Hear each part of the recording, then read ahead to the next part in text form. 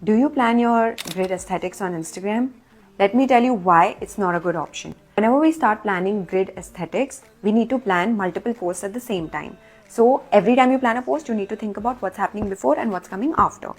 As opposed to when you plan individual pieces of content, you will focus more on that one piece of content and whether you're being able to drive value to your users and people who are seeing it through that content, and that gives you more freedom. And we're all scrolling on Instagram, so we know that either when we look at a post we like, we'll either engage with it or we're just going to scroll past it. How many of us actually go onto the grid and see if that aesthetic of that person is looking good or not? Focus on the content rather than the grid.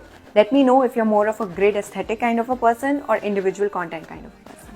Remember how I said grid aesthetic is not important? But if you still care about it, let me tell you how you can plan individual posts and still have a nice looking grid. You've obviously heard the term presets, but let's make it easy.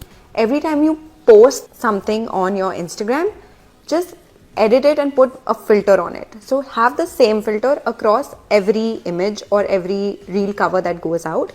You can either use Lightroom and use certain fixed presets, or you can just go on your camera and edit it and put any filter on your reels and it'll work out. Your entire page is going to look aesthetic, nice, and it'll look cohesive. So I hope this helps.